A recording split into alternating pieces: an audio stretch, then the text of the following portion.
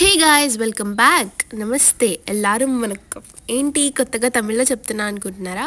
ఏం లేదులేండి, ఊరికే అలా ట్రై చేశాను. కానీ సో ఇవాళ అయితే నేను ఊరికైతే వచ్చేసాను అనమాట. మళ్ళీ ఇంటికి వచ్చేసాను. అంటే ఇవాళ ఏకాదశి కదా, సో లక్ష దీపోత్సవం అయితే జరుగుతుందనమాట. సో నిన్న నైట్ నేను వచ్చేసాను. యాక్చువల్లీ ఇంతకుముందు అయితే కార్తీక మాసం అనగానే మా డే ఎర్లీ 3:30 to 4కి స్టార్ట్ అయ్యేది. ఇప్పుడు ఏంటంటే 4 to 4:30 అలా అవుతుందన్నమాట. సిటీస్లో అయితే 7కి లేచి ఆ టైంలో రెడీ అయ్యి టెంపుల్కి వెళ్ళొచ్చేసరికి 8, 10, 11 అవుతుంది. మాకు విలేజెస్లో అంటే మా ఊర్లో కానీ ఎలా పల్లెటూరులో అయితే ఎర్లీ మార్నింగ్ 4:30కే స్టార్ట్ అయిపోయి 7 కల్లా అందరూ రిటర్న్ ఇంటికి వచ్చేస్తారనమాట. సో అప్పటికే అన్నీ అయిపోతాయి. సో ఇవాళ కూడా మా డే అయితే ఎర్లీ మార్నింగ్ 4కే స్టార్ట్ అయిపోయిందనమాట. ఇదైతే ఈవినింగ్ వీడియో. ఈవినింగ్ లక్ష దీపోత్సవం జరుగుతున్నప్పుడు ఇంట్లో కూడా దీపాలు వెలిగించుకున్నాం అనమాట. అసలు ఈ లక్ష దీపోత్సవం ఏంటి అనుకుంటున్నారా? జనరల్గా మీరు టీవీలో భక్తి ఛానల్లో కోటి దీపోత్సవం చూస్తారు కదండి, హైదరాబాద్లో చేస్తారు. సో అట్లనే మాకు కూడా ఊర్లో ఏంటంటే ఎవ్రీ ఇయర్ పౌర్ణమి రోజు, ఏకాదశి రోజు 1,00,000 ఒత్తులు అయితే వెలిగిస్తారనమాట. సో అదే లక్ష దీపోత్సవం. లాస్ట్ ఇయర్ నేను ఫస్ట్ టైం కోటి దీపోత్సవం లైవ్లో చూశాను. ఆ రోజు నా ఊరిని చాలా మిస్ అయ్యాను. ఇప్పుడు ఊరికి వచ్చి ఇలా సెలబ్రేట్ చేసుకుంటూ నాకైతే ఆ కోటి దీపోత్సవం గుర్తొచ్చిందనమాట. ఈ ఇయర్ వెళ్ళలేకపోయాను. కోటి దీపోత్సవంకి వెళ్ళలేకపోయినా మా ఊరికి వచ్చినందుకైతే నాకు చాలా హ్యాపీగా ఉందన్నమాట. యాక్చువల్లీ ముందు రోజు అమ్మ వాళ్ళు వీడియో కాల్ చేసి అందరూ ఒకే చోట కూర్చొని పూలు కడుతూ ఒత్తులు చేస్తూ ఇలా వీడియో కాల్ అయితే చూపించారు. సో అప్పటికప్పుడు టికెట్ బుక్ చేసుకొని వచ్చేసారనమాట. సో ఇప్పుడు పాయింట్కి వస్తే అందరూ ఈవినింగ్ రెడీ అయిపోయి మా ఇంటికి వచ్చి దీపాలు అయితే వెలిగిస్తున్నారనమాట. సో ఇలా దీపాలు వెలిగించిన తర్వాత కోలాటం చేయడానికి కొంతమంది వస్తారు ఆంటీ వాళ్ళు. సో వాళ్ళతో కలిసి టెంపుల్కి అయితే వెళ్ళాలి. అలాగే మేళం కూడా వస్తుందన్నమాట ఇంటి దగ్గరికి. గుళ్ళో డెకరేషన్ అంతా చేసి ఇంటికి వచ్చేసరికి 4:30 అయిపోయిందనమాట. మళ్ళీ 5 కల్లా రెడీ అయిపోవాలని చెప్పింది అమ్మ. హడావిడిగా రెడీ అయిపోయి బయటకు అయితే వచ్చేసారు. నేను కూడా చిన్నపిల్లలకి మీకు ఏ ఫెస్టివల్ అంటే ఇష్టం అంటే వెంటనే దివాళీ అని చెప్తారు, క్రాకర్స్ ఉంటాయని. అలా నేను కూడా చెప్తాను అనుకోండి. బట్ స్టిల్ నాకేంటంటే కార్తీక మాసం అంతా ఇష్టం అనమాట. ఎవ్రీ డే దీపాలు వెలిగించచ్చు. ఇంకా చెప్పాలంటే కార్తీక మాసం is like an emotion to me. చిన్నప్పటి నుంచి కూడా పొద్దున్నే లేచి గుడికి వెళ్ళేదాన్నంట. అమ్మ చెప్తూ ఉండేది. పెద్దగా అయిన తర్వాత నీకు చాలా బద్ధకం వచ్చింది, కానీ చిన్నప్పుడు నాకంటే ముందు లేచేదాన్ని అని చెప్తుంది అనమాట.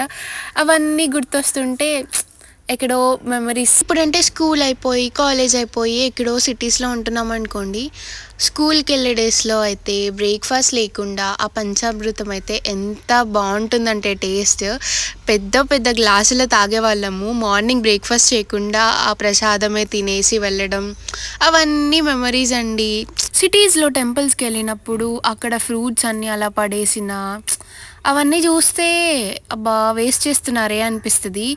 ఒకసారి గుర్తొస్తుంది అనమాట, ఊర్లో మనం కూడా చేస్తాం కదా అని. బట్ పల్లెటూరుకి సిటీకి తేడా ఏంటంటే జనరల్గా విలేజెస్లో ఇలా ఫ్రూట్స్ ఇవన్నీ పెడితే లాస్ట్కి ఆ ప్రసాదం పెట్టే టైం కల్లా అక్కడ దీపం దగ్గర పెట్టిన ఫ్రూట్స్ కానీ ఏమైనా ప్రసాదం ఉంటే అవన్నీ తీసుకొచ్చేసి నార్మల్గా ప్రసాదం దగ్గర పెట్టేస్తారనమాట. సో అందరు ఎవరికి నచ్చిన ఫ్రూట్స్ వాళ్ళు తీసుకెళ్ళిపోతారు. సో అలా మాకు కార్తీక మాసంలో జామకాయలు బాగా ఫేమస్ అనమాట. స్కూల్కి చాలా తీసుకెళ్లే వాళ్ళం. ఇంకా ఫ్లాష్ బ్యాక్ అయిపోయింది, ప్రజెంట్కి వచ్చేద్దామే.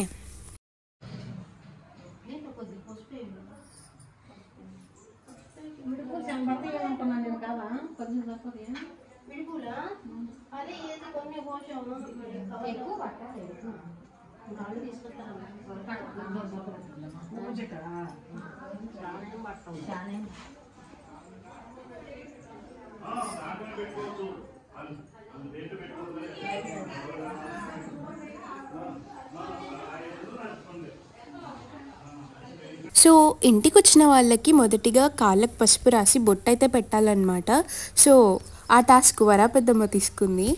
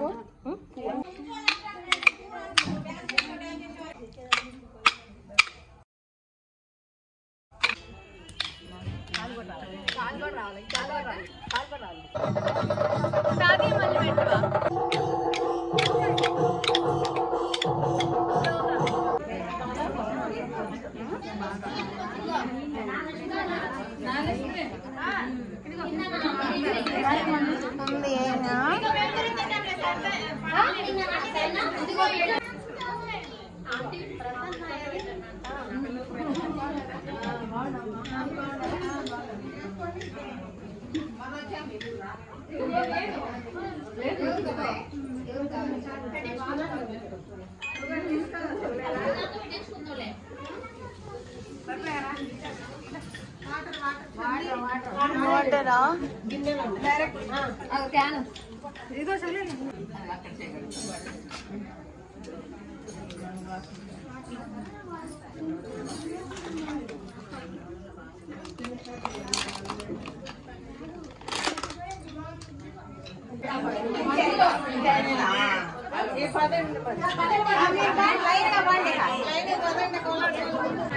వచ్చేయండి వచ్చేయండి వెళ్ళండి